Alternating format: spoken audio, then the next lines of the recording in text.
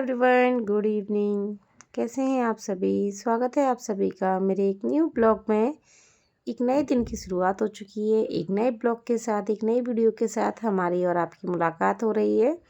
तो यहाँ मैं हो रही हूँ रेडी। आप में से काफ़ी लोग भी रेडी हुए होंगे शादी में जाने के लिए।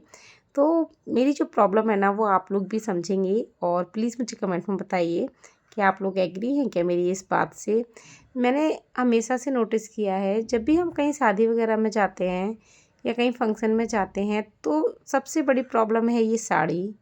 अगर हम घर में नॉर्मल पहनते हैं ना, तो बहुत अच्छे से पहन जाती है, लेकिन कहीं जाने के लिए ये शांक रेडी हो गया है। कहीं जाते हैं ना, तो बहुत प्रॉब्लम देती है ये साड़ी, अच्छे से मैनेज ही नहीं होती है। समझ नहीं आता है कैसे क्या है।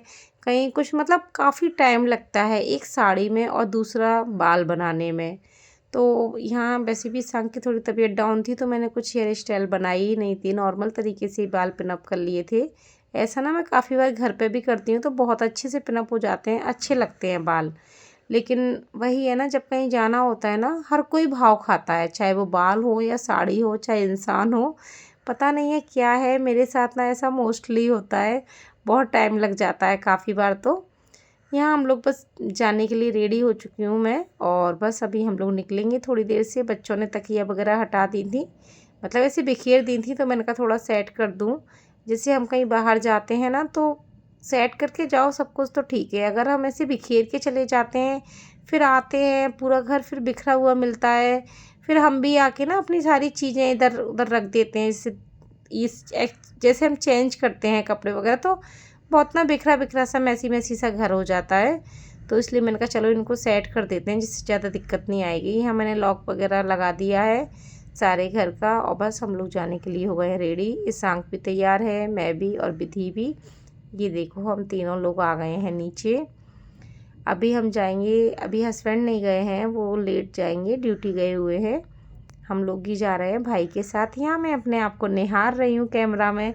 लगता है ना यार, चाहे कितना भी शीशा देख लो, चाहे कितने भी तैयार हो जाओ, लेकिन ऐसा लगता है कहीं कुछ कमी तो नहीं है, सब कुछ सही है ना, सब कुछ सही से लगा है ना, कहीं कुछ कम तो नहीं है, कहीं कुछ ज़्यादा तो नहीं है, कहीं हम फ़नी तो नहीं लग रहे हैं, कहीं कोई हम पर हंसे ना। मतलब है, ये देखिए ये है विधि। विधि भी रेडी है। ऐसा लगता है ना जैसे कहीं जाते हैं तो कुछ अजीब सा तो नहीं लग रहा, कोई हमें देख के हंसने ना लगे।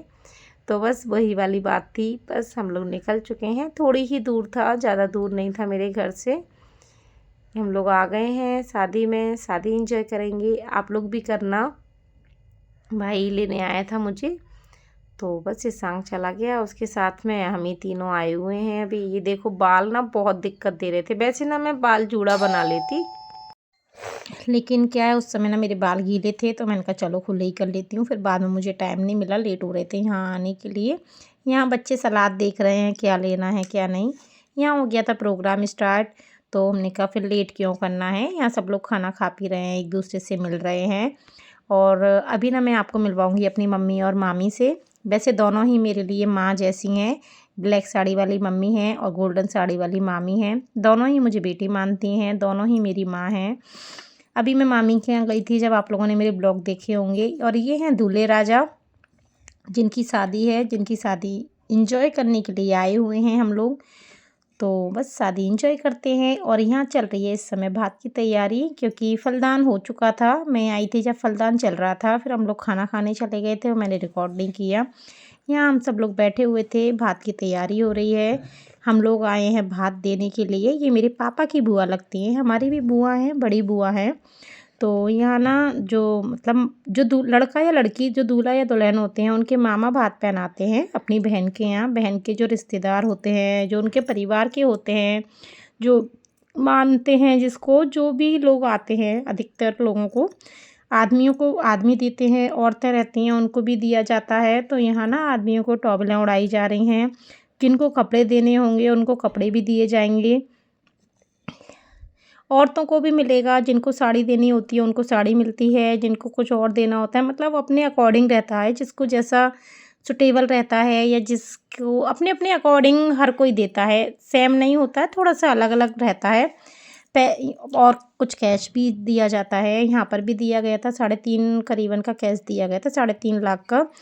और ये जो रहता है कपड़े लत्ते का, वो तो हर जगह ही होता है। देखिए हर जगह ना थोड़ा अलग होता है, हमारे यहाँ इस तरीके से होता है और कैश का भी चलन है। और देखिए कैश का तो ऐसा है, हर कोई ना ज़्यादा ही चाहता है देना, थोड़ा नाम होता है, अच्छा लगता है। लेकिन मेरा ये है, जैसा जिसको अच्छा लगे, जैसा जिसको सूटेबल हो, जैसी जिसकी गुंजाइश हो, उस हिसाब से ही करना चाहिए।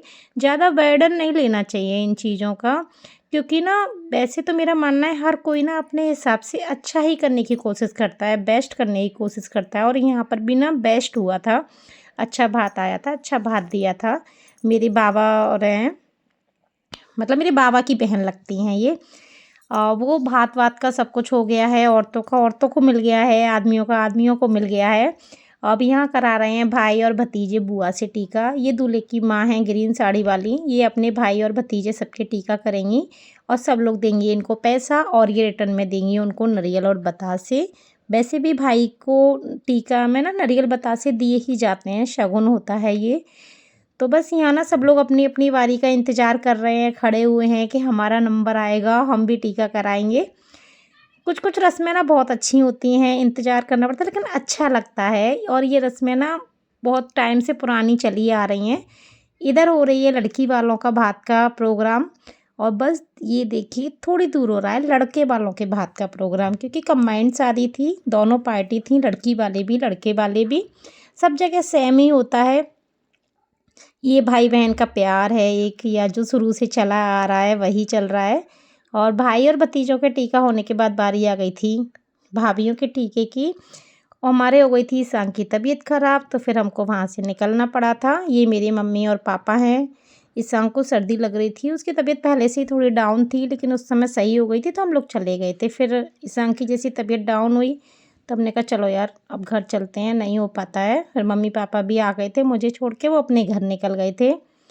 यहाँ पर ना ये रात का टाइम है, फिर मैं लगाने लगी थी अपने खाना बनाने के लिए रोटियाँ। खाना तो खाएंगे ही मैं और बच्चे, तो मैंने कहा चलो आटा लगा लेती हूँ, रोटियाँ बनाती हूँ।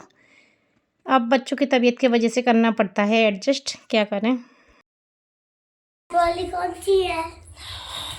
शादी में से आना पड़ा हमें लौट के, ईशान की तबीयत थोड़ी सी गड़बड़ हो गई थी तो फिर आ गई थोड़ा जल्दी।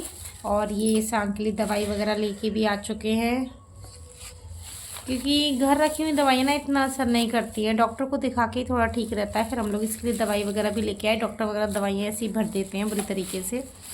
अभी ना इस आँख में थोड़ी दवाई खा ली है तो उसको थोड़ा सा आराम है, तो थोड़ा खेल रहा है। वरना ना उसकी ऐसी आँखें लाल हो गई थी, पूरी बॉडी में दर्द। उसके ना ये सूज रहे हैं, ये इनमें प्रॉब्लम है ना, इनमें दर्द हो रहा है, इनमें ये सूज रहे हैं इसके ना दोनों तरफ के। ये ना बच्चों में बहुत फैल रहा है ये इनका ना।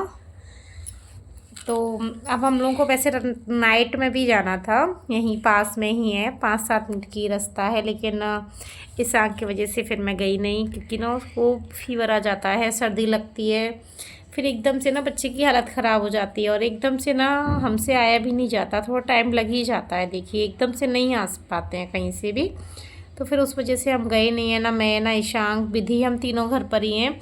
बस ये गए हुए हैं, मेरे हस्बैंड गए हैं, तो वो भी आएंगे खाना वाना खाकर। ये टाइम क्यों आ रहा है? उन्होंने बोला फिर रहने दो, मैं घूम आता हूँ। तो वही गए, खाना वाना खाएंगे, मिले आएंगे सबसे। हम लोग दिन में मिल लिए थे, अब ठीक है एडजस्ट करना पड़ता है बच्चों के लिए। माँ को ही करना पड़ता है, करना ही पड़ेगा यार, बच्चे हैं। लेकिन अभी दवाई पी रखी है ना इसने, तो थोड़ा इसको ना आराम मिल गया है। तो मेरे मन में भी ना 1% थोड़ा लालच सा आ गया था। मैंने कहा यार इस शाम को तो आराम है अगर मैं चलती तो। लेकिन फिर मैंने सोचा नहीं यार, बाहर ना ठंड भी है। ये है ना कि मायके की शादी है तो थोड़ा सा मन में एक लालच तो आ ही जाता है। लेकिन फिर समझाया थोड़ा सा अपने मन को, मैंने कहा नहीं यार रहने दो। बस अभी ना मैं रोटियां बना के आई हूँ, ये देखो आटा लगा हुआ है। मैं आई शाम को दवाई देने आई थी, तो रोटियां बनाई हैं फिर मैंने अपने लिए, दोनों बच्चों के लिए, क्योंकि कुछ तो खाएंगे, खा दो रोटी, बच्चे भी मैं भी। तो बस देखते हैं, इस वीडियो का यहीं पर एंड करते हैं। खाना वाना खाते हैं हम लोग, इस शाम को दवाई पिलाती हूँ, बच्चों को देखती हूँ थोड़ा। चलिए कल फिर मिलेंगे एक और नेक्स्ट ब्लॉग में। अगर आप